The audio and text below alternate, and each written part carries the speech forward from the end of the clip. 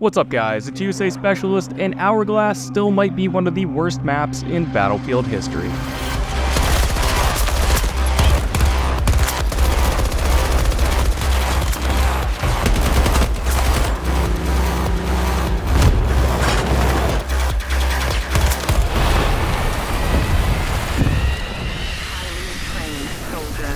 No country left to fight for.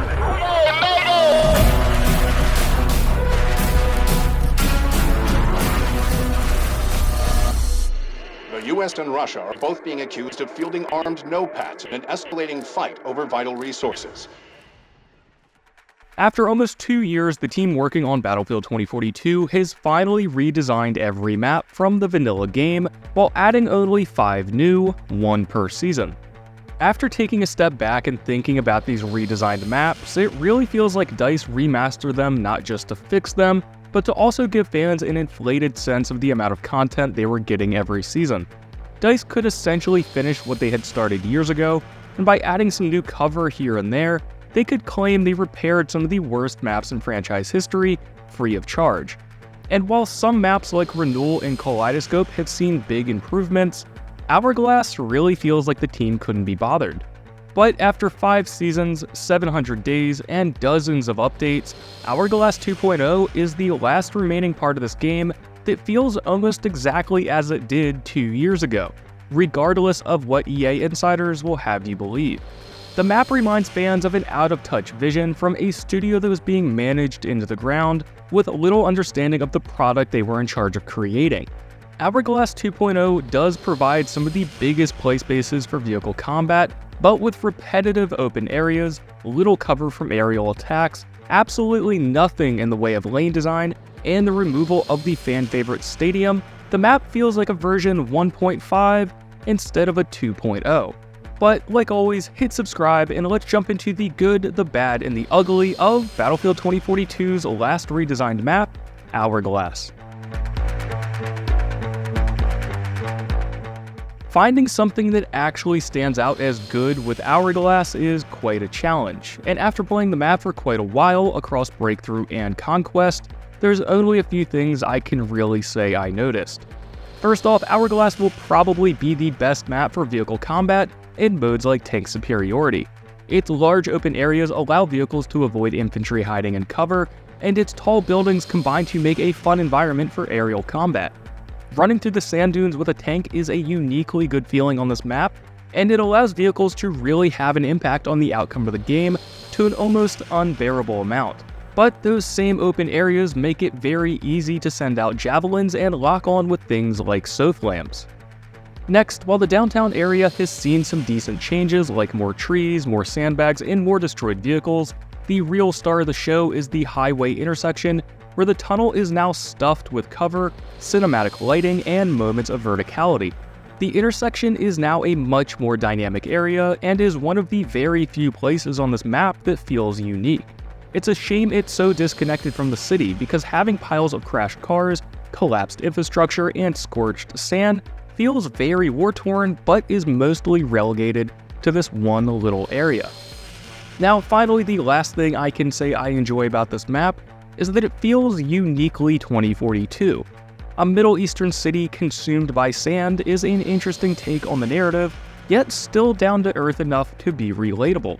The dunes falling into the city are a really nice mechanic to create interesting cover, reveal little areas, and change elevation.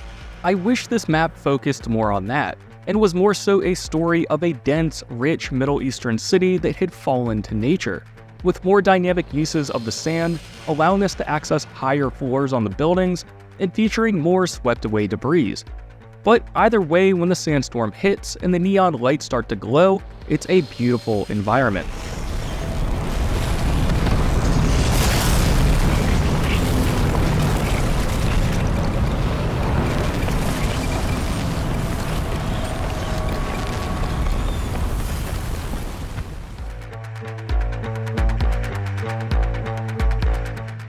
Moving on to the bad, and this is where Hourglass really comes into its own. The obvious issue being that the map's large open areas are simply useless outside of vehicle combat, and even create scenarios where the distance between your spawn and the next objective can be upwards of a minute at full sprint. Hourglass seems to be acting as if it's a reincarnation of El Alamein, which is already not a good map for regular multiplayer. These open areas lack verticality and cover and become easy targets for campers. It encourages players to sit on top of buildings or in the center archway with little to no counter. Not to mention how hopeless the average player is when the enemy team has an attack chopper.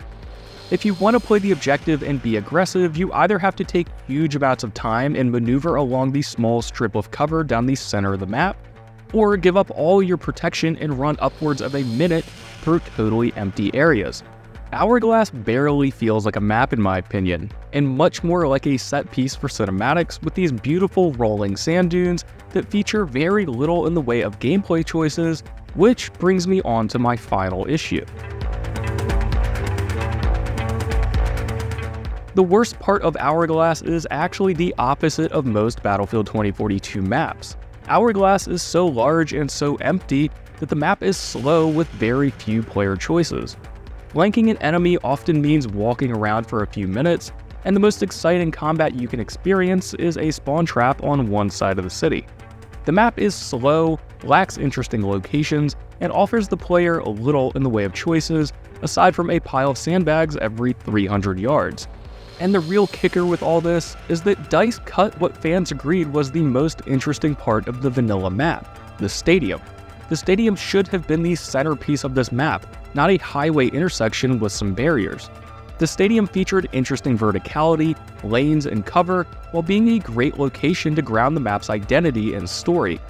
But in DICE's lazy wisdom, they decided a single road through a field of sand was interesting enough, and their changes to the city are barely felt during gameplay. The map ultimately features a few decent areas and isn't bad looking, but these highlights are so few and far between, with such massive areas of wasted space, while throwing away all the potential of one of the best locations of any base map, that Hourglass just feels like DICE went into this redesign with a half-assed attitude.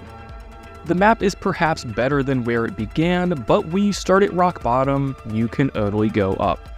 But guys, drop your comments below and tell me which remastered map you think is best and which one is worst. For everything else Battlefield, stay tuned and subscribe, and as always, thank you guys for watching.